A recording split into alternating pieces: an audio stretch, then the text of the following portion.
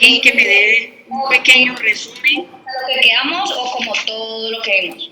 Sí, lo último que vimos especialmente.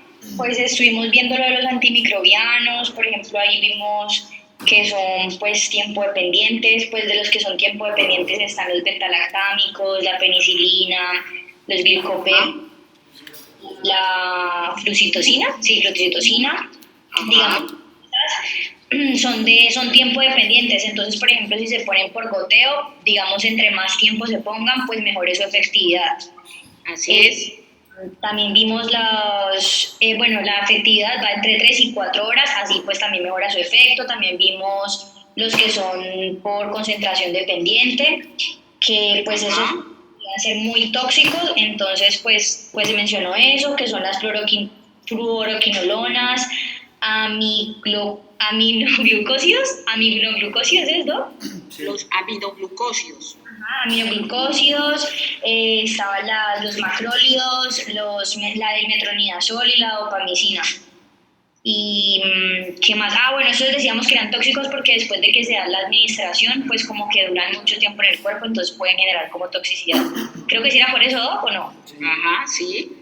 También vimos que son, pues que dependen de la actividad bacteriana, entonces por ejemplo están los bactericidas, que inhiben la síntesis de la pared celular, los que alteran la membrana citoplasmática, que por ejemplo eso serían las cefalosporinas, los aminoglucósidos.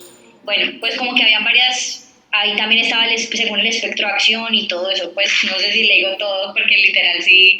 Terminamos fue en penicilinas naturales, que empezamos a hablar sobre la penicilina G, la penicilina B y ya. Sí, así es. Bueno, listo, yo les había dicho pues que tenemos unas penicilinas llamadas penicilinas naturales. Doctora, qué pena, una pregunta. Lo que pasa es que usted no terminó diciendo sobre la piperacilina. O sea, que estaba hablando de ella, pero pues se le cortó el zoom. No, ¿de cuál? ¿De la piperacilina? Ajá, sí. No, que yo les decía que estas son las penicilinas antiseudomonas. Estas son penicilinas antiseudomonas que generalmente amplían su espectro sobre todo en agentes relacionados con la aparición de pseudomonas. Y dijimos que las penicilinas, las ticarcilinas, se sintetizan a partir de penicilina, de ampicilina y de carpenicilina. Y entonces, al sintetizarse a partir de ticarcilina y carpenicilina, se convierten en ticarcilinas. Eso fue lo que yo dije, ¿no? ¿O estoy equivocado? Sí, doctora. Señora. Bien, entonces hablábamos de las penicilinas que se llaman penicilinas, esta que ustedes ven aquí, que se llaman penicilinas antiseudomonas. Miren lo que estoy aquí. Por eso les decía que ellas amplían su espectro de acción a gram negativos, ¿sí? Controlan generalmente infecciones por pseudomona, específicamente por pseudomona aeruginosa, y ellas, ¿cómo se sintetizan? ¿O a partir de qué se sintetizan estos fármacos? Se sintetizan a partir de una sustancia o a partir de ampicilina y carpenicilina. Cuando se sintetizan a partir de ampicilina y de carpenicilinas, ¿sí? Carpenicilinas, se convierten en ticarcilinas. Y la única forma o la única vía de absorción para estos fármacos es la vía parenteral. Son útiles en pacientes con gérmenes por pseudomonas, específicamente por pseudomonas aeruginosa. Si ustedes pueden observar, por ejemplo, acá, ustedes pueden observar el color de este que les coloqué en la diapositiva. ¿Sí lo están observando, muchachos? El color de la diapositiva. Este color, pues básicamente, pues es el color que generalmente tienen las infecciones por pseudomonas aeruginosa, que yo les decía que generalmente ellos colonizan tejidos blandos y colonizan, además de eso, colonizan pacientes con quemaduras o pacientes con úlceras, sobre todo las úlceras de pacientes con pie diabético. Eso fue lo que dijimos, pues lo último que les había dicho la vez pasada. También les hablé de las penicilinas de amplio espectro, que también se llaman las aminopenicilinas, que son la amoxicilina y la ampicilina. Ellas extienden su espectro, específicamente su espectro de acción a gérmenes gram negativo, Haemophilus influenza, E. coli, Proteus mirabilis, Mozzarella catarrhalis, Salmonella, Shigella, y generalmente tanto la ampicilina como la amoxicilina se utilizan también en infecciones de vías respiratorias altas, especialmente en infecciones por faringoamigdalitis. También les dije que la amoxicilina generalmente tiene un perfil de seguridad clínico mucho más amplio que las ampicilinas. El perfil de seguridad de la amoxa es mucho más amplio, no se interfiere generalmente tanto con los alimentos como si se interfiere con la ampicilina. Por tanto, generalmente pues la amoxa tiende a tener mayor seguridad o mayor perfil clínico con respecto a la ampicilina. ¿Tienen alguna otra pregunta con respecto a las penicilinas, muchachos? ¿No? Bien, entonces sigamos. Entonces, vamos a encontrar, miren, las cefalosporinas, otro gran género de antibióticos supremamente importante desde el punto de vista farmacológico. Las cefalosporinas fueron sintetizadas en muchachos, ¿me están escuchando? Las cefalosporinas fueron sintetizadas en 1948 por Giuseppe Brozzù. Giuseppe Brozzù pues estaba trabajando en una isla que se llama la isla, en el mar Mediterráneo, en una isla que se llama la isla de Cerdeña, y observó cuando exponía pues un líquido obtenido de las islas a estafilococo, se curaba o producía cierta actividad antimicrobiana contra el estafilococo aureus y contra la fiebre tifoidea. Pero fue solo hasta 1960 cuando las cefalosporinas pudieron utilizarse. ¿Por qué? Porque inicialmente el líquido que se obtuvo en esta isla tenía tres elementos importantes que se les llamó penicilinas P, la N y la C. De esas tres penicilinas, la más activa contra agentes microbianos era la penicilina C. De allí aparece o le agregan una cadena lateral, y a esa cadena lateral se le llamó el 7-amino cefalosporánico, que es el que le confiere cierta actividad bacteriana a estos agentes. Entonces fue solo hasta 1963, 1966 que pudieron ser utilizadas las cefalosporinas en el tratamiento de infecciones bacterianas. Con respecto, quiero aclarar al mecanismo de acción de las cefalosporinas, es que ellas tienen un efecto o un mecanismo de acción muy parecido al de las penicilinas. ¿Alguien me quiere recordar cuál es el mecanismo de acción de las penicilinas? Es decir, exactamente, inhibir la síntesis de peptidoglicano uniéndose a receptores para PVP, que son proteínas fijadoras de penicilina. Bien, y entonces ellas igual tienen el mismo mecanismo de acción, es parecido, solo que ellas tienen una cadena lateral con un anillo 7-amino cefalosporánico. ¿Qué me iba a decir, mijo? Qué pena, es que se me cortó la llamada. ¿Dijiste que eran similares a las ampicilinas?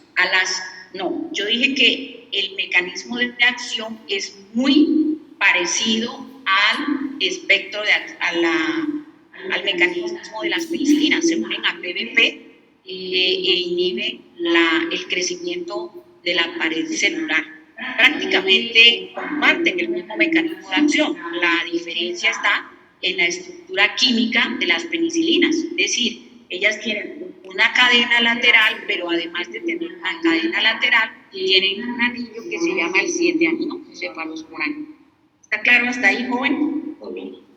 Hola, hola, hola. Bueno, entonces decía que pues estos fármacos generalmente, se subdividieron en 5 generaciones. Acá en la diapositiva ustedes van a observar que hay 4 generaciones, pero en general son 5 generaciones de cefalosporina.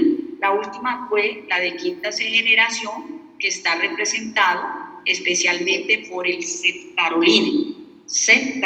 Bueno, entonces ellas inhiben la síntesis de la pared bacteriana de manera muy semejante a las penicilinas, y vamos a encontrar estas, miren, que son las de primera generación, y entonces podríamos decir que dentro de las primera generación van a encontrar estas que se encuentran resaltadas en letra roja, que son la cefalexina, el cefadroxilo y la cefadrina. Cefalexina, cefadroxilo y cefadrina. Estos fármacos que ustedes ven aquí, estos 3 primeros fármacos, se absorben especialmente por vía oral. Esa es la diferencia. Mientras que la cefazolina y la cefalotina se absorben vía parenteral. Con respecto a la actividad antimicrobiana de estos agentes bacterianos, podríamos decir que generalmente los fármacos o las cefalosporinas de primera generación son mucho más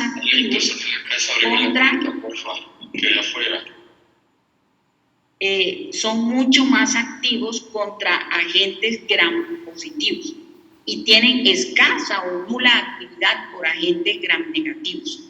¿Están escuchando? Entonces, esta es una de las principales características de las cefalosporinas de primera generación, que tienen poca o baja actividad, ¿sí?, por agentes gram negativos, pero su actividad sobre sustancias o sobre agentes gram positivos es mayor. Entonces, ¿sobre qué agentes podríamos decir que son activas las cefalosporinas de primera generación?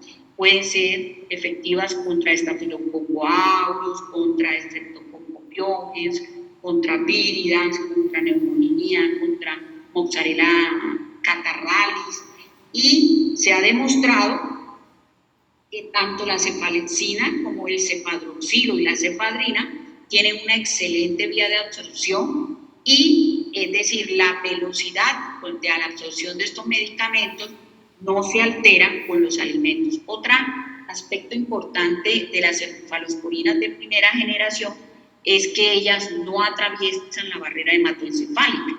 Quiere decir, muchachos, que cuando ustedes tienen, por ejemplo, un paciente con una meningitis, pues será poco probable o prácticamente improbable que ustedes utilicen cefalosporinas de primera generación en el tratamiento de pacientes con neumonía, con Neisseria meningitidis. Y generalmente también se excretan en muy poca cantidad por leche materna. Entonces, fíjense que pues estos fármacos generalmente pueden también ser utilizados durante el embarazo. Generalmente no van a producir grandes trastornos cuando se administran durante la lactancia. ¿Por qué? Porque se excretan en poca cantidad por leche materna. Con respecto a las cefalosporinas de primera generación, también es importante resaltar que estas cefalosporinas son las que crean mayor fenómeno de resistencia. Es decir, que estos fármacos son capaces de ser inactivados por unas enzimas que le confieren resistencia, que son las cefalosporinasas. Acuérdense de eso, las cefalosporinasas. Ellos atraviesan muy bien hacia todos los tejidos. Las cefalosporinas tienen una gran afinidad por una inmensa cantidad de tejidos. La única característica es que ellos no pueden atravesar la barrera hematoencefálica vamos a encontrar, por ejemplo, que estas tienen mejor, es decir, que ellas tienen mayor probabilidad de crear resistencia que todas las cefalosporinas. Miren las diferencias entre una y otra. Además, es importante resaltar que tanto cefazolina, miren que esta que estoy aquí resaltando, la cefazolina y la cefalotina, generalmente son fármacos que se administran solo por vía parenteral. Y una de las principales utilidades de estos fármacos es que se utilizan, por ejemplo, en el tratamiento de la profilaxis antibiótica. Entonces, por ejemplo, eso de la profilaxis antibiótica, ¿qué es? Generalmente es cuando los pacientes se sospecha que tienen una infección bacteriana. Entonces, para disminuir la probabilidad de infección, generalmente se pueden colocar cefalosporinas de primera generación 30 o 60 minutos antes del procedimiento quirúrgico. Por eso, ustedes van a observar que ellas solo se absorben por vía parenteral, especialmente por vía intravenosa. Y hay también que resaltar que estos fármacos son tiempo dependientes. Bien. Entonces, vamos a encontrar otro tipo de cefalosporinas, fíjense, que son las de segunda generación. Y entonces, dentro de esta de segunda generación, vamos a encontrar el cefaclor, ¿sí?, que se absorbe por vía oral, y vamos a encontrar la cefonicida, la cefoxitina, ¿sí?, la cefuroxima y el cefamandol.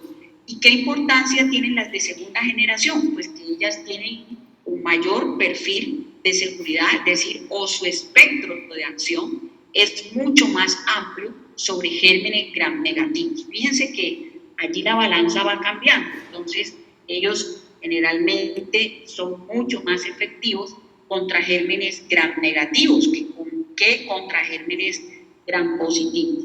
¿Está claro? Hola. Segunda generación ya. ¿Me iba a decir algo, mija? No, Doc, sí, una preguntita. De la cefazolina, ¿esa igual es por vía oral y parenteral? No, yo dije que las que están resaltadas en color rojo son cefalosporinas orales, mientras que las que están en color negro son cefalosporinas intravenosas necesariamente. Ahora, dije que ellas tienen mayor afinidad por gérmenes gram positivos, que su afinidad por germen gram negativo es escaso o es prácticamente nula. ¿Está claro? Mientras que las de segunda generación tienen una mayor perfil clínico sobre gérmenes gram negativos. ¿Qué quiere decir exactamente con eso? Que con respecto al uso sobre gérmenes gram negativos es mejor la absorción de cefalosporinas de segunda generación. Entonces, dentro de las de segunda generación vamos a encontrar, por ejemplo, el cefaclor, ¿sí?, y las de vía parenteral vamos a encontrar, por ejemplo, la cefonicida, la cefoxitina, la cefuroxima y el cefamandol. ¿Está claro? Entonces, ellas son útiles, por ejemplo, contra Haemophilus influenza, es útil contra E. coli, contra Proteus mirabilis, contra Klebsiella, contra Acinetobacter baumannii, que fue una de las bacterias que se aisló en Francia en 1987 y que produce unas infecciones súper contagiosas. Vamos a encontrar también el Enterobacter y vamos a encontrar la Neisseria, sobre todo la Neisseria meningitis. Entonces, fíjense, con respecto a la primera tiene unas diferencias estructurales bien interesantes. Mientras que las primeras no atraviesan la barrera hematoencefálica, hay dos fármacos de segunda generación que pueden ser más activos sobre el líquido cefalorraquídeo, que son la cefoxitina y la cefuroxima. Sin embargo, quiero aclarar que cefuroxina tiene mayor afinidad por el líquido cefalorraquídeo, por tanto, podríamos utilizar la cefuroxima por ejemplo, en el tratamiento de Neisseria meningitis. ¿Está claro? Entonces tienen mayor afinidad por gérmenes gram negativos, pero tienen una enorme diferencia con las de primera generación. Cefoxitina y cefuroxina tienen afinidad por líquido cefalorraquídeo, por tanto podríamos decir que estos fármacos generalmente se pueden absorber mejor por vía parenteral y podríamos utilizarlos en pacientes con Neisseria meningitis, ¿sí? Y importantísimo, la cefuroxima, óyame bien, alcanza mayores concentraciones pico en el líquido cefalorraquídeo. ¿Bien? Entonces, vamos a encontrar, miren, las de tercera generación. ¿Qué importancia tienen las de tercera generación? Que ellas es decir, ellas van a tener mayor actividad sobre gram positivo y gram negativo, es decir, que ellos extienden mucho más su espectro de acción contra gram positivos y contra gram negativos. Pero dentro de las de tercera generación vamos a encontrar unas que tienen absorción oral. Ceftiutero, por ejemplo, cefpodoxima y cefixima son fármacos que se absorben muy bien por vía oral. La vida media de estos fármacos que se absorben por vía oral generalmente tienden a ser muy largas. Son activas tanto por gram positivos como por gram negativos, aunque su espectro por gram negativos suele ser mayor. ¿Bien? ¿Y qué importancia desde el punto de vista farmacológico tienen estos agentes? Que estos agentes tienen menor perfil de resistencia bacteriana, es decir, que ellos son mejores que las de primera y las de segunda generación. ¿Por qué? Porque crean menor poder de resistencia, o sea, tienen menor perfil de resistencia. ¿Bien? Entonces, todas las de esa generación, no solamente las primeras de ahí. Todas las cefalosporinas de tercera generación tienen menor perfil de resistencia farmacológica. Todas, absolutamente todas. ¿Listo? Quiere decir que ¿cuáles son las más susceptibles de crear resistencia? Las de primera generación. ¿Cuáles son las que menos susceptibles son para hacer resistencia bacteriana? Las de tercera generación. Y obviamente, pues recuerden que a partir de la tercera generación vienen unas que tienen más actividad sobre gérmenes gram negativos. Por tanto, podríamos decir que las de tercera generación son menos susceptibles a hacer fenómenos de resistencia bacteriana. ¿Está claro? Bien, entonces vamos a encontrar, por ejemplo, la ceftriaxona, sobre todo en las infecciones, en las neumonías, sobre todo en las neumonías asociadas a la comunidad. Vamos a encontrar también la cefotaxima, la ceftazidina y la ceftriaxona. Y una importancia con respecto a las de tercera generación es que estos también pueden penetrar al líquido cefalorraquídeo, por lo tanto podríamos decir pues, que estos medicamentos también pueden mostrar cierto grado de afinidad por el líquido cefalorraquídeo. Y vamos a encontrar estas, miren, las de cuarta generación. ¿Qué importancia tienen las de cuarta generación? Que también se les conoce con el nombre de antiseudomonas. ¿Qué quiere decir que sean antiseudomonas? ¿Qué querrá decir que son antiseudomonas? Pues que estos fármacos, que dentro de estos fármacos vamos a encontrar que solo tienen es decir, que estos medicamentos tienen una gran afinidad por gérmenes gram negativos. Entonces, las dos únicas cefalosporinas de cuarta generación, por ejemplo, son la cefepima y la cefpirona.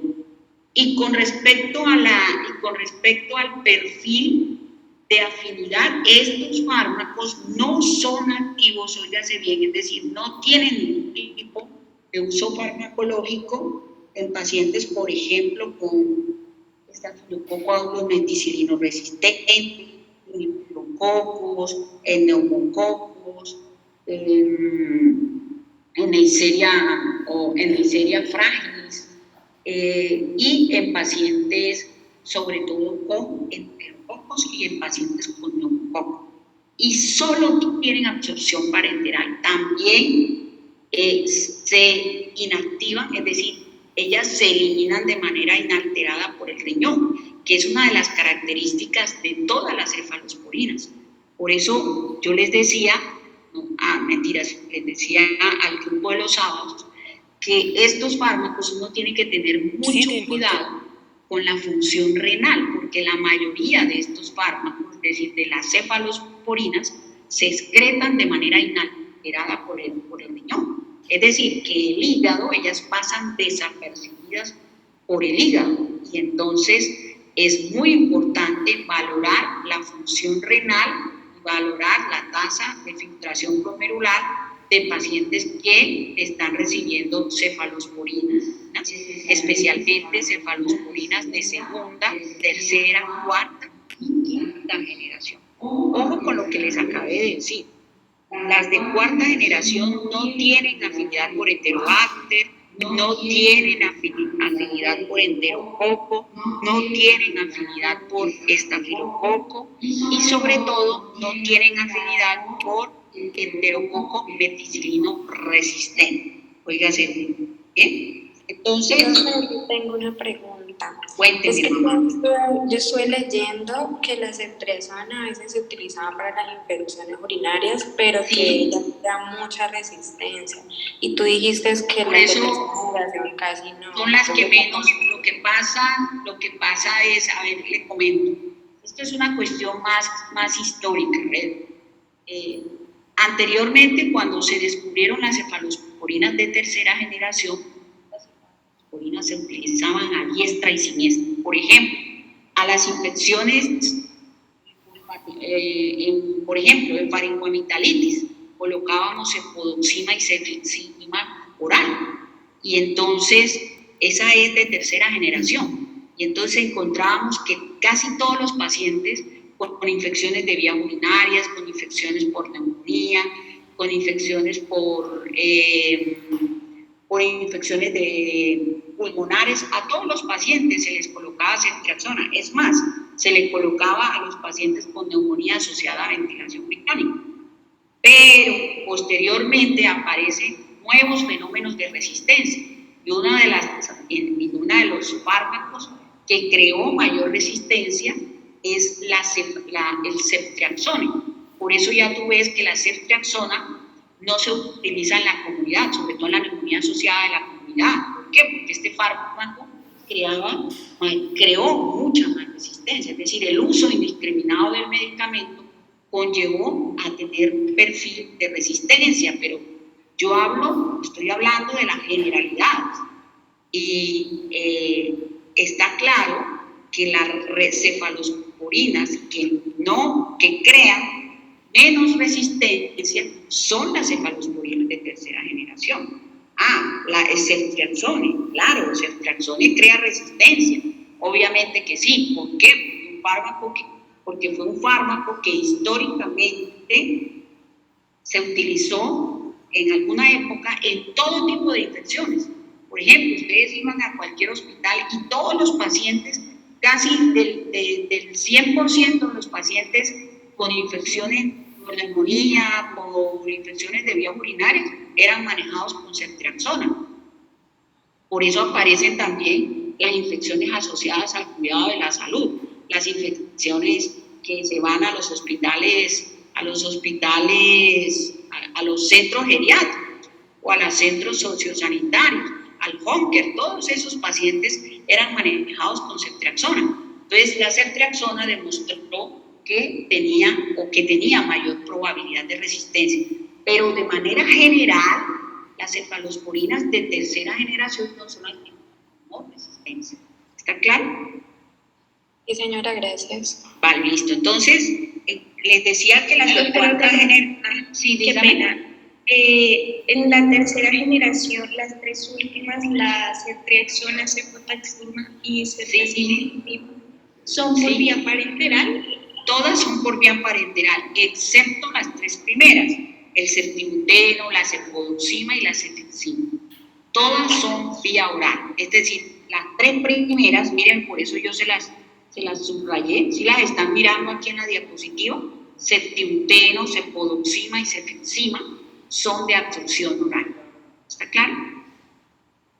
Sí, doctora, gracias. Bien, y entonces aparecen las de quinta generación, que no las pude cuadrar aquí en la diapositiva.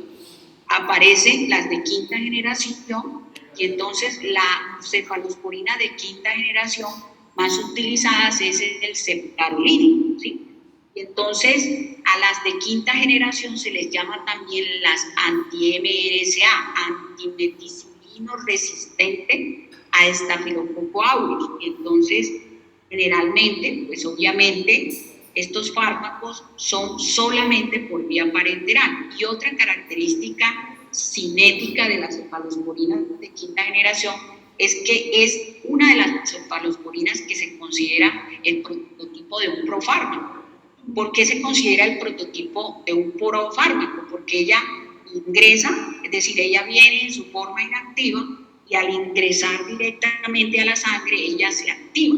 Y entonces es útil contra Staphylococcus aureus, meticilino resistente, por eso se llaman anti-MRSA, mientras que las antiseudomonas son las de cuarta generación, contra Staphylococcus pyogenes, contra Agalactiae, contra E. coli, contra Klebsiella pneumoniae, contra Klebsiella oxytoca, también es activa, y generalmente la vida media es de aproximadamente 2.4 horas, penetra muy bien a todos los tejidos y también se excreta prácticamente de manera inalterada por vía renal. ¿Bien? Entonces, estas son una de las generalidades de la cefalosporina. Miren que ya todo esto lo vimos, están relacionadas estructuralmente con la penicilina por un anillo betalactámico, inhiben la síntesis de la pared bacteriana, que es su mecanismo de acción parecido al de las penicilinas. Se unen también igual a receptores de PBP, sobre todo a receptores de proteínas fijadoras de penicilina. Los mecanismos de resistencia siempre van a estar relacionados con la incapacidad del medicamento para atravesar o llegar a la PBP. Y esto era lo que yo les decía ahorita. Las cefalosporinas con mayor porcentaje son las de primera generación. Por eso ustedes van a observar en la práctica clínica que estas cefalosporinas se usan especialmente en profilaxis antibiótica. Un ejemplo, en el paciente al que se le sospecha una peritonitis, le colocan 30 o 60 minutos antes. Recordemos que son tiempo dependientes y entonces uno disminuye la probabilidad de infecciones. Por eso son fármacos profilácticos, ¿sí? Y importante con respecto a las cefalosporinas, a una gran mayoría de las cefalosporinas es que los enterococos generalmente son resistentes a la mayoría de las cefalosporinas. Los enterococos, repito, son resistentes a la mayoría de las cefalosporinas. ¿Alguna pregunta hasta allí, jóvenes? Bien, estas pues son, miren, esto que les estoy mostrando aquí son cefalosporinas de primera generación. También ya lo habíamos dicho, ellas son más activas, ¿sí? ¿Cuánto sería el tiempo que debemos utilizar antes de hacer la profilaxis? Una hora. 30 ¿Una hora? minutos, una hora más o menos. Inclusive podríamos colocarlo intraoperatorio sin ningún inconveniente. Es decir, no se ha demostrado que haya mayor porcentaje de efectividad si la coloco en el intra o antes del operatorio. Pero lo ideal es que el fármaco 24 horas. Por ejemplo, O sea, lo utilizamos por 24 horas. 24 horas, sí señora. O sea, por ejemplo, en un paciente que tiene una peritonitis, un paciente que se devolvió a la casa porque tenía una apendicitis, usted tenía un paciente con un dolor abdominal, el paciente tenía dolor, pero usted obvió hacerle una ecografía, no se dio cuenta que el apéndice estaba inflamada, tenía Blomberg negativo, por ejemplo. Entonces usted lo devolvió a la casa, pero el paciente a las 24 horas regresa nuevamente porque el dolor es irresistible, ya el paciente tiene fiebre, pues es un paciente con leucocitosis, por ejemplo, es un paciente que es sugestivo para una peritonitis. Entonces, ¿qué hacemos? Generalmente colocamos 30 una hora antes el fármaco, pero lo podemos colocar cada 6 horas por 24 horas. Por ejemplo, la cefazolina viene por 1 gramo. Entonces colocamos 1 gramo, podemos colocar inclusive una dosis de recarga o una dosis de ataque o una dosis de impregnación. Podemos colocar 2 gramos previo al procedimiento quirúrgico y colocamos una ampolla cada 6 horas por 24 horas. Entonces estaríamos colocando 4 gramos en las 24 horas. Eso es una manera probablemente de hacer profilaxis antibiótica. ¿Está claro? Profe, ya que lo mencionaste, es que desde la anterior clase estaba pensando una cosita. Cierto que vos en este momento nos estás enseñando generalidades, pues todos los fármacos. Luego nos dices las dosis, ¿cierto que sí? O cómo funcionan las dosis en los generalmente en los antibióticos no tampoco es tan... a ver, a mí me gusta, con respecto a antimicrobianos, la dosis está en el manual de terapéutica, eso no tiene pierde de ojo, ¿no? Entonces, lo importante aquí son las generalidades, es decir, los cubrimientos que tienen los fármacos con respecto a los diferentes agentes patógenos. Que tú tengas claro, por ejemplo, que las cefalosporinas de primera generación son buenas contra gram positivos, ¿sí? Que se usan en la profilaxis antibiótica, que tienen poca o nula, es decir, no atraviesan la barrera hematoencefálica, por lo tanto no las vas a poder utilizar en meningitis. Esas son las cosas importantes. ¿Por qué? Porque si tú vas, por ejemplo, al manual de terapéutica, te va a decir cómo se usa la cefalotina. La cefalotina se usa a dosis de 1 gramo cada 6 horas por 24 horas si es profilaxis, y en pacientes, por ejemplo, con infección de vías urinarias por gram positivos, tú la puedes utilizar de 7 a 14 días. Que tú tengas claro en que los aminoglucósidos, por ejemplo, tienen un efecto posantibiótico largo, por ejemplo, que duran hasta 9 días, por lo tanto tienden a ser más tóxicos y más nefrotóxicos. ¿Está claro? Porque eso aparece, la dosis te va a aparecer en todos los manuales de terapéutica. Bueno, si ustedes quieren, yo les digo la dosis, pero realmente, 1, nos coge tiempo y 2, pues lo importante es esto, ¿no? La clínica, porque la terapéutica está en el manual de terapéutica. Bien, entonces, ahora, cuando yo vea que hay una dosis que sea importante, con mucho gusto. Cuando hablemos, por ejemplo, del meropené, que es un beta-lactámico importantísimo, hay que tener claridad que el meropené, por ejemplo, hay que colocarlo a dosis más altas para poder atravesar la barrera hematoencefálica. Por eso tú tienes que colocar el meropené 2 gramos cada 8 horas, porque a esa dosis tú puedes atravesar la barrera hematoencefálica. Eso sí es importante, eso hay que decir. ¿Está claro, no? Bien. Sí, señora, muchas gracias. Listo, entonces... Perdón, ¿usted me podría repetir el nombre de la cefalosporina de quinta generación? El ceftaroline. Ceftaroline. Bien, entonces, estos fármacos generalmente, miren, les decía, tienen mayor actividad sobre gram positivos que sobre gram negativos. Son buenos en la E. coli, el Streptococcus pyrrhus, el Streptococcus pyogenes. Se excretan de manera inalterada por vía renal y se distribuyen enormemente a todos los tejidos, exceptuando, óigase bien, la leche materna. La barrera hematoencefálica. Bien, entonces miren que se absorben algunas por vía oral, ya sabemos cuáles. Esto también lo dijimos, tiene alto porcentaje de distribución, eso es importante.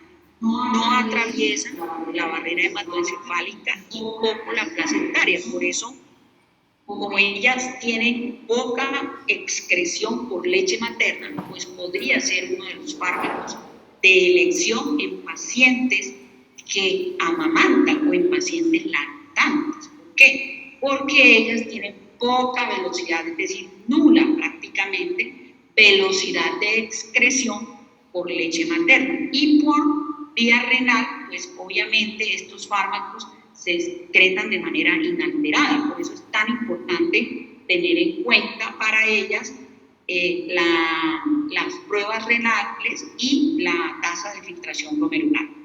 Encontramos entonces... Pero o sea, ahí usted dice que se la puede dar pues a madres lactantes, pero también en embarazo pues funcionaría, o sea, no... También porque, por ejemplo, ¿en qué funcionaría en el embarazo? Recuerden que en el embarazo son muy frecuentes las infecciones de vías urinarias, ¿sí o no? Si yo tengo una paciente con una infección de vías urinarias, por ejemplo, gram positivo, ¿qué cefalosporina utilizarías tú? Que no atraviesa tanto la barrera placentaria.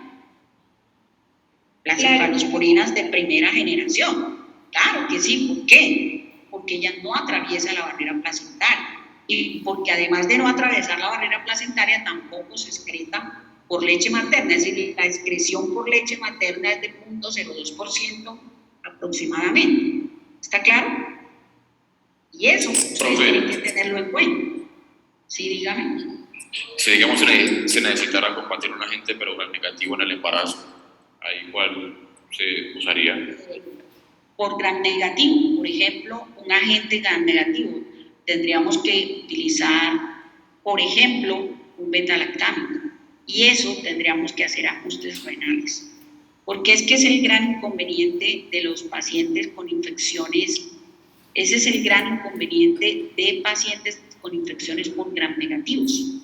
El problema de las bacterias gram negativas es su capacidad, es el problema de la resistencia. Ellos son mucho más difíciles de ser penetrados. Por ejemplo, podría utilizar amoxicilina, que tiene mejor perfil de resistencia, que tiene poca afinidad, por ejemplo, por la barrera placentaria y tiene poca afinidad por leche materna. Entonces, uno de los fármacos en gram negativos en mujeres, por ejemplo, con una infección gram negativa es la amoxicilina. Yo le pondría amoxa o le pondría ampicilina. ¿Está claro?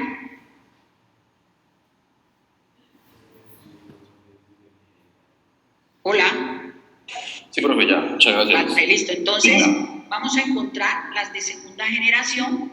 Entonces, miren que las de segunda generación tienen espectro más amplio sobre gram negativo. Es decir, ella disminuye su espectro de acción contra gram positivos, pero aumenta su espectro de acción contra gram negativos. Entonces, vamos a encontrar, por ejemplo, el Haemophilus influenza.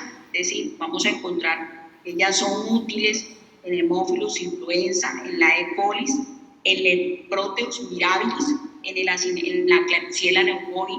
La Klebsiella pneumoniae es generalmente muy común en unidades de cuidado intensivo porque las Klebsiella pneumoniae abundan en el tubo traqueal. Es decir, recuerden lo que yo les decía en la clase pasada sobre el biofilm. La Klebsiella pneumoniae, el Acinetobacter baumannii, el Bacteroides fragilis.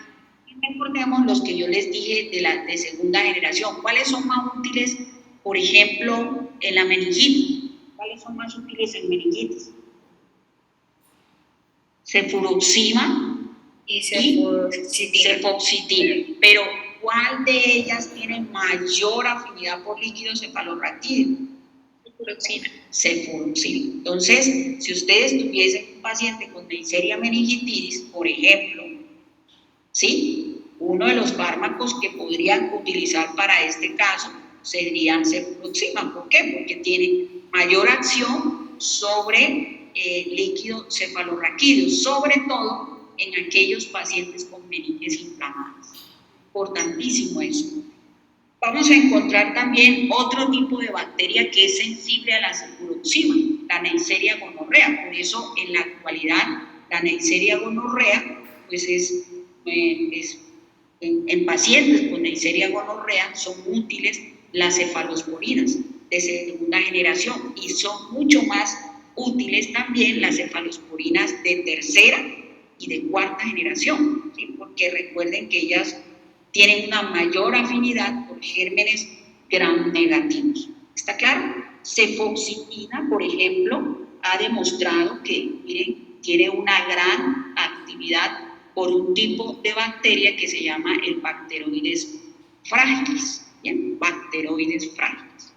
Entonces, con respecto a la farmacocinética de las cefalosporinas de segunda generación, vamos a encontrar estos tres fármacos que se absorben por vía oral, miren, cefaclor, cefuroxima y cefprozil. Estos fármacos tienden a tener una vida media larga, entonces la toxicidad con respecto a estos medicamentos suele ser mayor, por eso hay que estar muy pilosos con la función renal.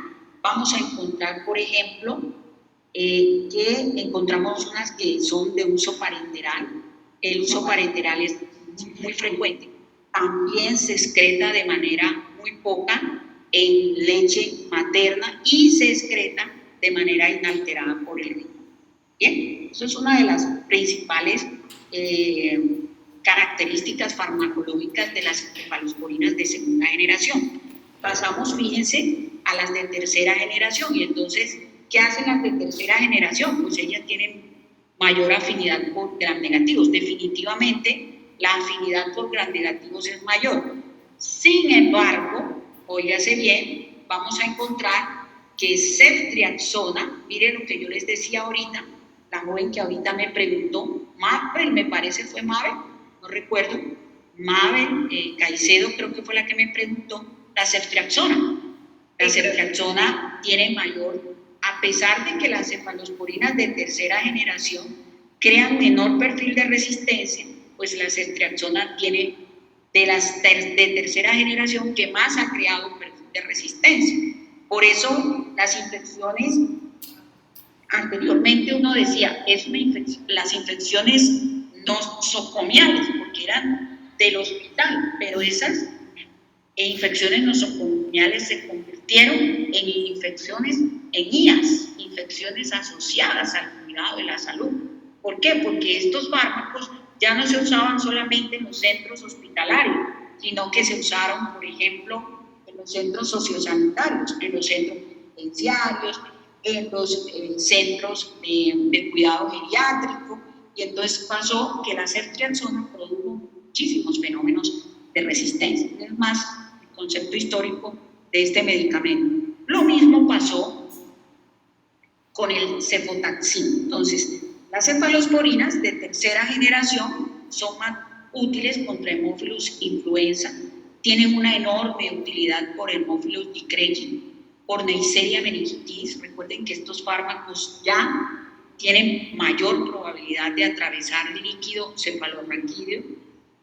Se usan en el tratamiento de la E. coli, en la Klebsiella pneumoniae, en el Protozoa virali, en la Morganella, en la Moraxella catarrhalis, y vamos a encontrar dos fármacos que tienen una enorme actividad de tercera generación, que tienen una enorme actividad por Pseudomonas aeruginosa.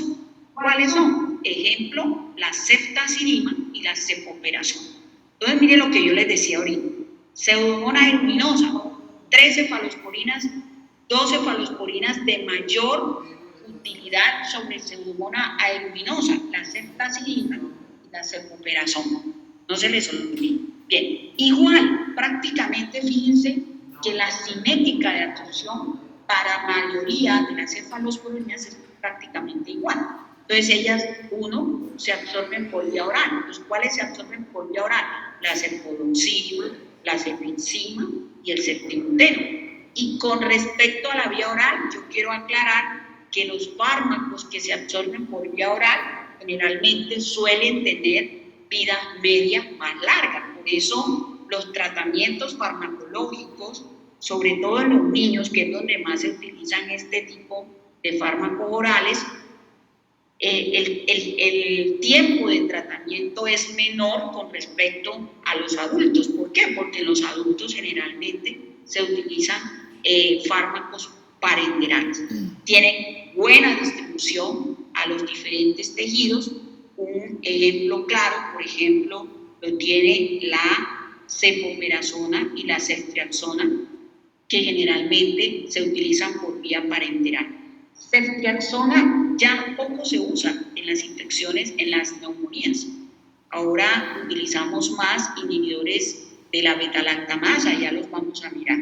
Atraviesan muy bien, fíjense, la barrera hematoencefálica y la placenta. Por tanto, estos fármacos, un ejemplo, si yo tengo una infección de vías urinarias, por gram negativos podríamos colocar ceftriaxona, muchachos. Sí. Yo en el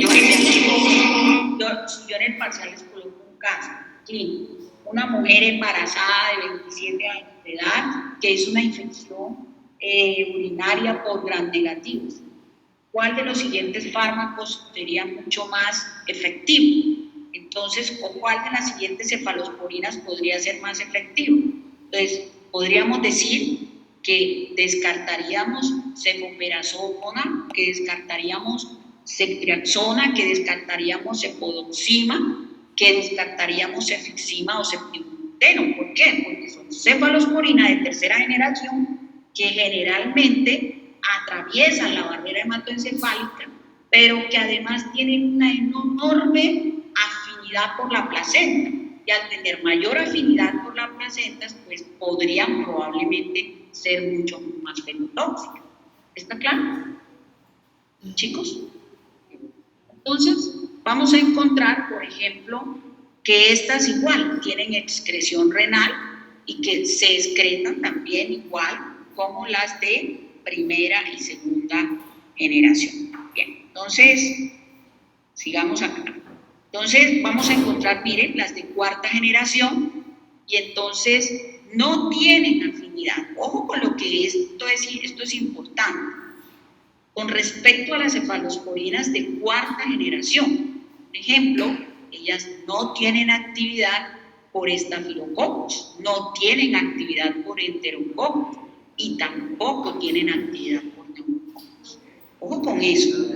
A estos fármacos de cuarta generación se les denomina antipseudomonas porque ellas son muy activas contra la pseudomonas, especialmente contra la pseudomona aeruginosa, ¿sí?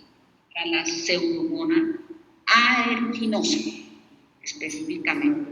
Entonces, si tenemos, por ejemplo, un paciente con una infección por pseudomona aeruginosa, uno de los fármacos de primera o de elección es las de cuarta generación, pero también tenemos que tener en cuenta el cultivo, porque acuérdense que al inicio de esta clase yo les hablaba de la concentración mínima inhibitoria.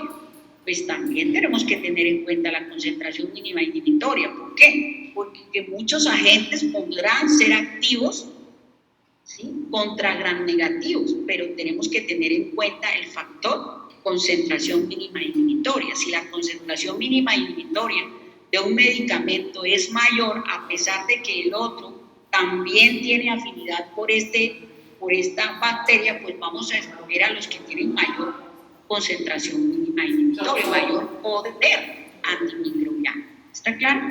Entonces, vamos a encontrar cuáles son las antipseudomonas. Ellas son útiles contra gram positivos, contra gram negativos, pero las pseudomonas son gram negativos, pero también tienen acción contra anaerobios. Y ojo con esto, que es importante. Bien. Dentro de las de cuarta generación vamos a encontrar un fármaco que se llama la ceftazidima. ¿Qué pasa con la ceftazidima? ¿Cuáles son las de cuarta generación? Cefepime, ceftriaxona, ¿se acuerdan?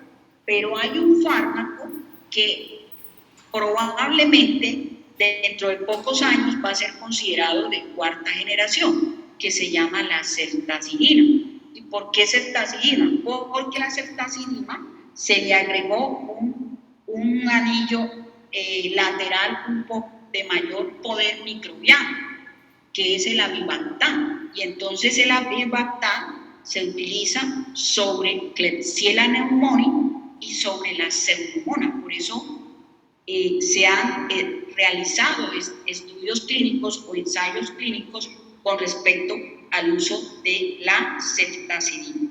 ¿Bien? Bien, y esto era lo que yo les decía. Esto es considerado un profármaco. ¿Por qué? Porque al ingresar a la sangre inmediatamente se vuelve de su forma inactiva a su forma activa. Se une en menos del 20% a proteínas plasmáticas. Si se une menos del 20% a proteínas plasmáticas, ¿qué podría ocurrir con estos fármacos? Hoy,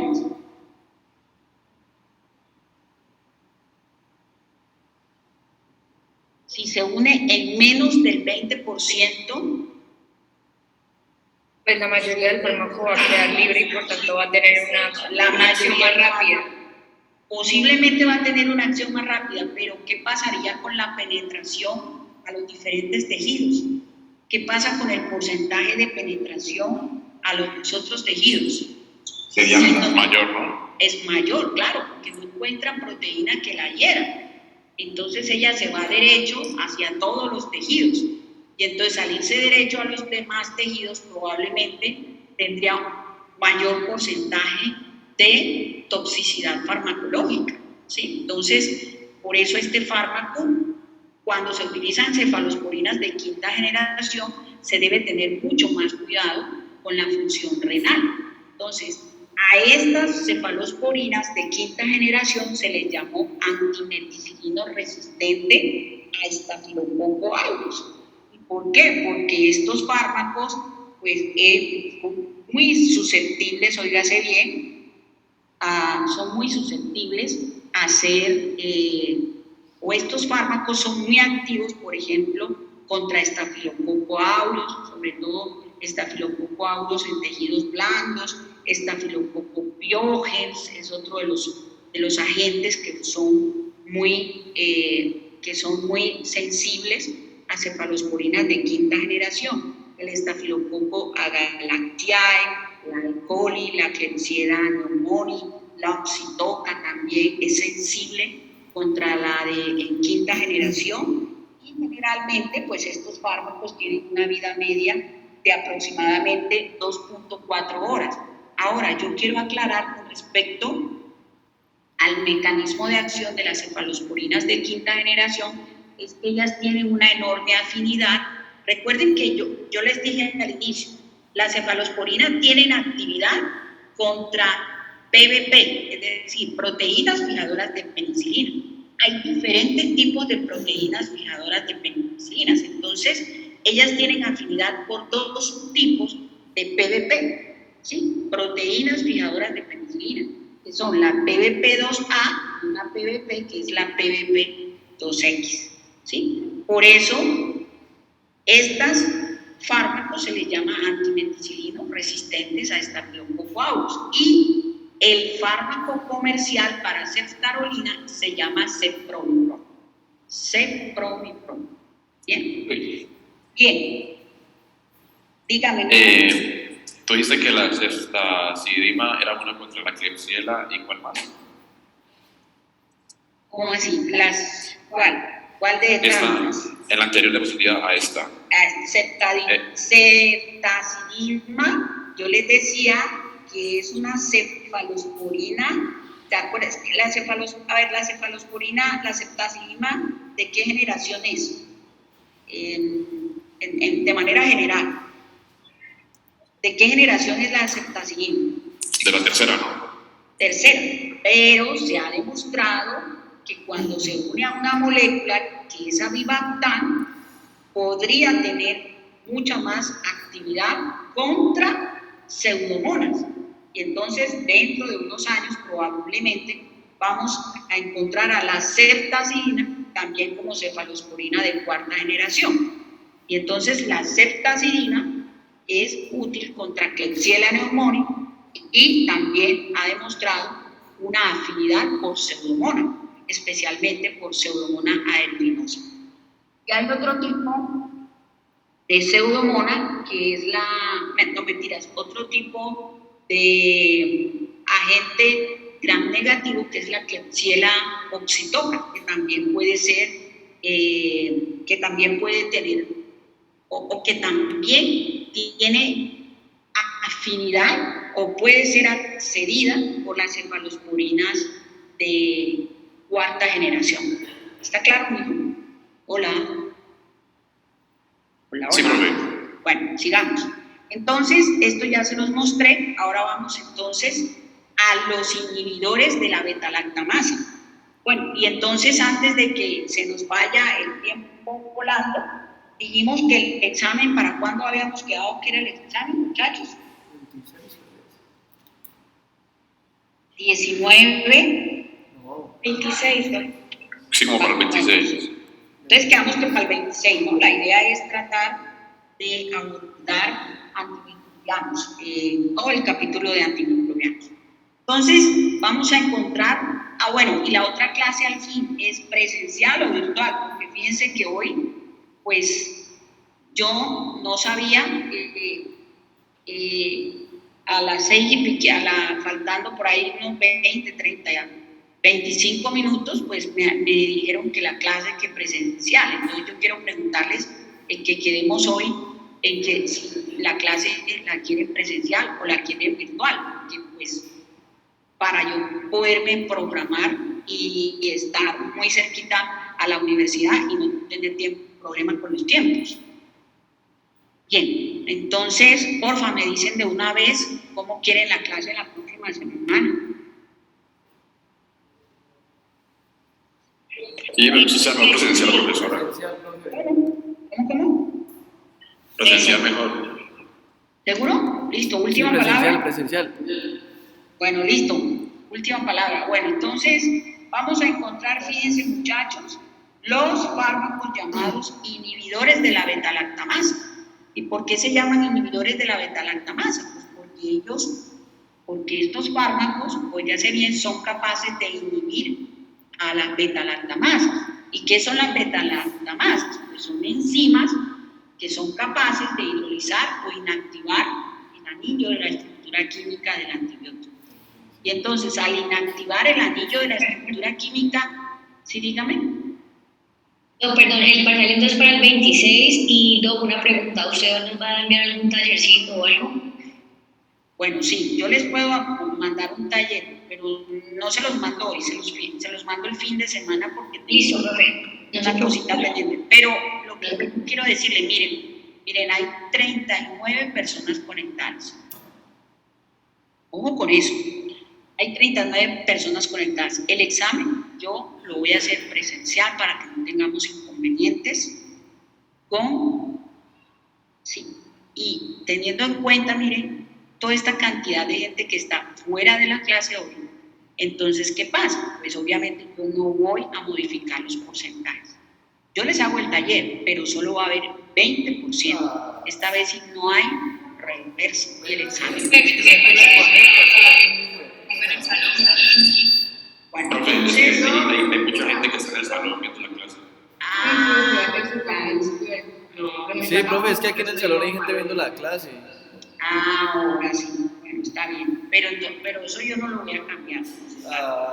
Ay, profe, no puedo parcial, no tener Pero esta vez ya en el primer corte le doy todas las oportunidades. Ya en este segundo corte, 20% del taller y 80% del parcial, muchachos, porque la idea es que precisamente, fíjense, que uno trata de preparar lo mejor posible los temas, pues para que ustedes pues, tengan una mejor preparación. No es que yo moleste por molestar, pero es que ustedes se están preparando para ser médicos. Ahora recuerden que los parciales son acumulativos, es decir, desde farmacología cardiovascular hasta antimicrobianos y terminamos antimicrobianos. De hecho, si hoy no hubiésemos empezado a las 6:30, muy probablemente hoy hubiéramos terminado antimicrobianos, porque de aquí para allá los antimicrobianos son más cortos. Profe, Usted no podría considerar un 30%. Ay, muchachos, ustedes... Pero el Es que también es acumulativo el parcial, profe. Uy, sí, eso alguien. Sí, doctora, la idea que cueste el 30, profe. Está bien, no hay problema, yo le dejo el 30, pero sí, ya saben que el examen es acumulativo. Profe, el muchachos. 40. ¿Está claro hasta ahí? Profe, el 50. Bueno, entonces vamos a encontrar, entonces en la otra clase lo hacemos presencial, ¿sí o no? El otro martes, si Dios quiere. Bien. Entonces, el 26 en dos clases. Estas dos clases que vienen, o sea, el 19 también tendríamos la clase, hoy es 12. Bien, entonces, les decía, jóvenes, que las beta-lactamasas no son más que enzimas capaces de hidrolizar o inactivar el anillo de la estructura química del medicamento. Por eso, estos fármacos se les llama inhibidores de la beta-lactamasa. Y en la práctica clínica se ha demostrado pues, que estos fármacos son prácticamente los más utilizados clínicamente. ¿Por qué?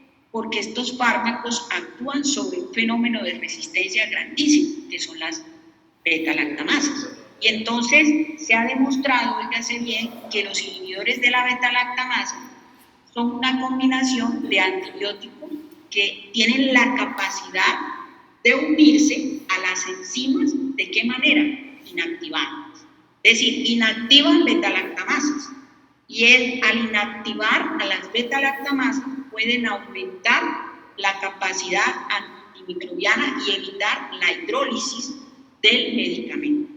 Entonces, con respecto a los inhibidores de la beta-lactamasa, es importante resaltar que estos fármacos son resistentes, por ejemplo, a Enterobacter, específicamente a Enterobacter cloacae, son resistentes también a Acinetobacter baumannii, son resistentes a Morganella, son resistentes también a Serratia y resistentes, por ejemplo, a Pseudomonas. Entonces, es decir, que estos fármacos al unirse tienen una mayor capacidad de inhibir a la beta-lactamasa, que es quien hidroliza o inactiva el anillo antimicrobiano. Bien, sigamos. Con respecto pues, a estos medicamentos, vamos a encontrar que ellos inhiben a esa beta-lactamasa, y dentro de estos fármacos, los que más se utilizan en la actualidad, por ejemplo, vamos a encontrar el ácido clavulánico o el clavulín, se conoce comercialmente con el nombre de clavulín, ¿sí? Y se llama ampicilina más sulbactam, ¿sí? La ampicilina más sulbactam es una combinación de antibióticos que tiene una actividad microbiana contra gérmenes gram positivos y contra gérmenes gram negativos. Otras combinaciones importantes son el tazocin, que se conoce como piperacilina más tazobactam. ¿Sí? Al agregarse la piperacilina, al agregársele el tazobactam, pues obviamente aumenta el poder antimicrobiano. ¿Y qué importancia tiene la piperacilina tazobactam? Pues que su espectro de actividad microbiana es de mayor utilidad contra Pseudomonas, por ejemplo, sobre todo contra Pseudomonas aeruginosa, contra Klebsiella, sobre todo contra Klebsiella oxytoca, contra Serratia, contra el Proteus, sobre todo contra Proteus mirabilis y contra Citrobacter. ¿Bien? Y entonces, la ampicilina más sulbactam o ampicilina más clavulanato, ustedes sí han escuchado hablar del clavulín. El clavulín era uno de los fármacos que se usaba con mayor frecuencia, por ejemplo, en la otitis bacteriana super resistentes. Entonces, clavulanato, ampicilina más clavulanato, se utilizaba en las infecciones de oídos o en las otitis por agentes bacterianos. Entonces, vamos a encontrar, por ejemplo, que ampicilina más surfactant tiene actividad contra cepas de estafilococo productores de beta-lactamasa, es decir, vamos a encontrarle mucha actividad por Haemophilus influenza, por Haemophilus ducreyi o ducreyi contra gonococo. Por eso la ampicilina más surfactant también se puede utilizar en pacientes con gonorrea. Vamos a encontrar también la moraxella, sobre todo la moraxella catarralis, el bacteroides, esta B que ustedes ven aquí se llama bacteroides frágiles y también tienen una enorme capacidad de actividad microbiana contra Escherichia coli. Es decir, por ejemplo, la Escherichia coli es una de las bacterias que abunda específicamente en el tracto urinario. Entonces, por eso en pacientes con shock séptico con foco urinario, uno de los fármacos que vamos a utilizar con mayor frecuencia es la ampicilina más surfactant. También vamos a encontrar la ampicilina surfactant en pacientes con Haemophilus influenza, ¿sí? En moraxella, sobre todo en moraxella catarralis, en pacientes hospitalizados en unidades de cuidado intensivo con neumonías asociadas a ventilación mecánica. Neumonías asociadas a ventilación mecánica. Bien, sigamos. Entonces, dentro de los agentes, dentro de los inhibidores de la beta-lactamasa, vamos a encontrar también otra familia de medicamentos que se llaman monobactámicos. ¿Y por qué se llaman monobactámicos? Porque tienen un anillo beta-lactámico que le confiere cierto poder o cierta capacidad antimicrobiana, cierto poder o cierta capacidad antimicrobiana. Entonces tiene un anillo beta-lactámico y ese anillo beta-lactámico tiende a ser monocíclico y se aisló a partir de otra bacteria. ¿Qué tipo de bacteria? Del Stromobacterium violaceo. Recuerden que los antimicrobianos se aislaron a partir de bacterias. Para este caso, se aislaron a partir de bacterias llamadas Stromobacterium violaceo, que tenían una enorme actividad bactericida sobre bacterias aerobias gram negativas. Bien. ¿Qué pasa con los monobactámicos? Los monobactámicos comparados con los inhibidores de la beta-lactamasa, pues son fármacos que tienen mayor probabilidad de hacer resistencia a la beta-lactamasa. Entonces vamos a encontrar, por ejemplo, el Astreonumab es uno de los monobactámicos más utilizados en la historia natural de las infecciones. Se utiliza, por ejemplo, en el tratamiento de infecciones de vías urinarias, ¿sí? Lo vamos a utilizar con frecuencia en pacientes con sepsis por pseudomonas, especialmente por pseudomonas aeruginosa, en pacientes con meningitis, especialmente con meningitis por Neisseria meningitis, y en pacientes con infecciones de tejidos blandos. Un ejemplo de una infección de tejidos blandos la vamos a encontrar, por ejemplo, en el tratamiento de los pacientes gran quemados. Recuerden que los pacientes gran quemados pues son muy colonizados por pseudomonas, especialmente por pseudomonas aeruginosa. Entonces ustedes van a encontrar mucho Astreonal. Y dentro de los monobactámicos, o prácticamente el monobactámico que no es tiempo dependiente, sino concentración dependiente, es el Astreonal. Fíjense que al inicio de la clase yo les decía, los agentes antimicrobianos son tiempo y concentración dependiente. ¿Cuáles son los tiempos dependientes? ¿Quién me dice cuáles son los tiempos dependientes, muchachos? Uno, ¿cuáles son los tiempos dependientes? Uno, las penicilinas. A ver, ¿cuáles más? Muchachos, ¿cuáles son los tiempodependientes? Todos los tipos de fármacos. Los betalactámicos, los fármacos, las cefalosporinas, las penicilinas. Los betalactámicos y los monobactámicos.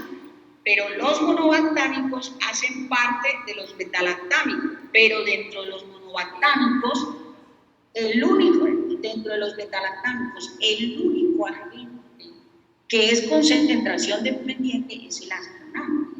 Por eso el astronal se puede colocar en 30 minutos o se puede colocar en 1 hora. E independientemente, por ejemplo, la dosis de astronal es de 1 gramo o de 2 gramos aproximadamente intravenoso y generalmente tiene un periodo de administración de más o menos 24 horas. Entonces, astronal es uno de los fármacos que tiende a ser concentración dependiente.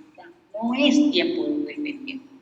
De todos los agentes tiempo dependiente, este es uno que es solo con concentración dependiente.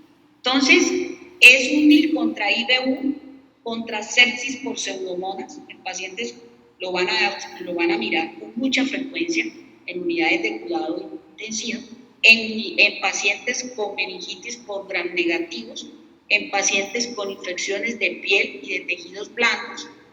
Y se ha demostrado que este fármaco inhibe la pared celular por unión a proteínas fijadoras de penicilinas. Tiene 2 vías de absorción, pero la vía que más se utiliza específicamente es la vía endovenosa y también se puede administrar por vía intramuscular. Sobre todo si estamos sospechando de un paciente que tiene gonorrea, una infección por Neisseria gonorrea, una Neisseria gonorrea que generalmente es resistente a terapia farmacológica con cefalosporinas. Podemos utilizar un astronal intramuscular, la diluimos en 10 centímetros de agua y la colocamos vía intramuscular, 5 y 5, porque acuérdense que yo nunca puedo colocar 10 mililitros por vía intramuscular, sino que solo puedo administrar 5 mililitros, entonces 5 y 5. Pacientes con Neisseria gonorrea es excelente en el tratamiento de pacientes con gonorrea. Bien. ¿Sí? Entonces, ¿las tetraciclinas también son dependientes del tiempo o es? No, las tetraciclinas generalmente, como ellas la mayoría se absorben por vía oral, ellas no son ni tiempo ni concentración dependientes. Podríamos decir que ellas dependen de la dosis para tener un poder antimicrobiano. Por ejemplo, las tetraciclinas son fármacos que se usan con mayor utilidad, por ejemplo, en el tratamiento de pacientes con virus cólera. Y el virus cólera es una de las infecciones que se transmite por aguas contaminadas. Ustedes se han dado cuenta del fenómeno que hay ahora, sobre todo el fenómeno de la migración de migrantes haitianos. Ustedes se han dado cuenta de eso.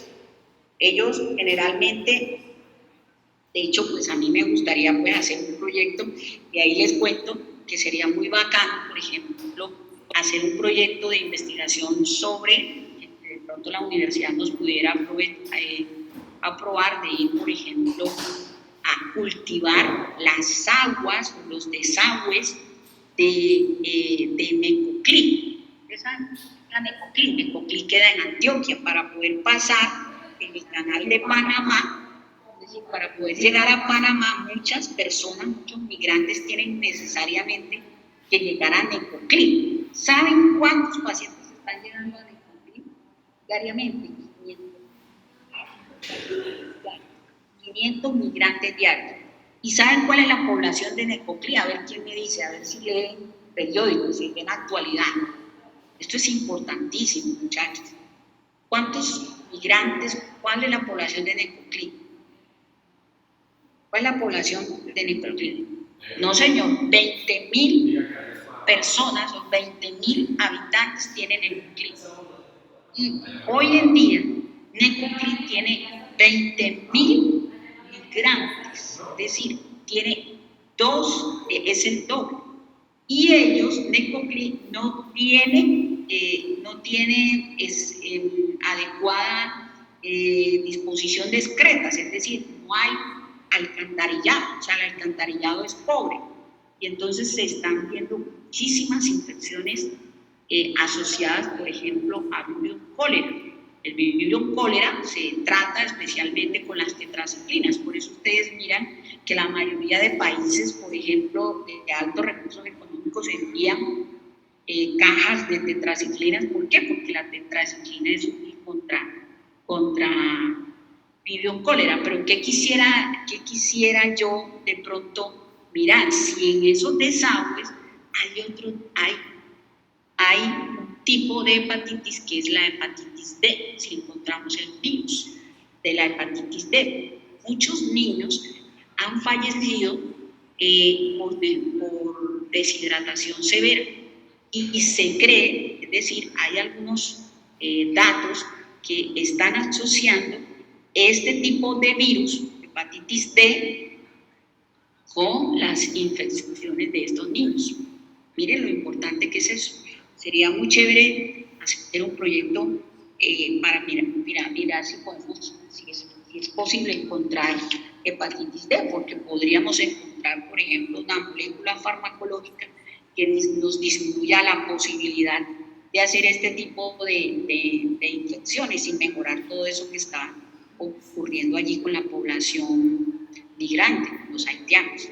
Bien, bueno, muchachos, entonces para continuar, fíjense que yo le respondí la pregunta de las tetraciclinas, es que ellas se absorben más por vía oral. Sí, señora, sí. Bien, listo. Entonces, ellos les decía que tienen muy amplio espectro y que se usan específicamente por vía endovenosa y por vía intramuscular, pero la vía más usada es la intravenosa, sobre todo, ¿por qué? Porque estos fármacos son de uso intrahospitalario. Son efectivos especialmente contra gérmenes aerobios gram-negativos y son fármacos que tienen mayor capacidad o que pueden crear mayor resistencia a la beta-lactamasa y tienen un gran porcentaje de unión a proteínas plasmáticas. El porcentaje de unión a proteínas plasmáticas es de aproximadamente un 70%, un 60%. Y fíjense lo importante que pasa con los agentes monobactámicos. El 70% del fármaco, óigase bien, el 70% del medicamento se elimina de manera inalterada por vía renal. Por tanto, sí o sí, cuando utilizamos agentes monobactámicos, es importante tener muy en cuenta la función renal de los pacientes, la función renal. Y con respecto a estos medicamentos, pues estos fármacos tienden a ser nefrotóxicos. Por tanto, cuando vamos a colocar monobactámicos, siempre se requiere tener claridad de cómo está la creatinina del paciente, cómo está el BUN y cómo está la tasa de filtración glomerular de los pacientes. Entonces, por eso, cuando tenemos pacientes que tienen alteraciones renales, pues se debe modificar la dosis. Por ejemplo, si el Asteonam viene por 1 gramo, y la dosis es de 1 gramo día, de 1 gramo día, una ampolla diaria, generalmente uno coloca la mitad. Por eso, ustedes se van a dar cuenta que en los pacientes renales la dosis de antibióticos se modifica.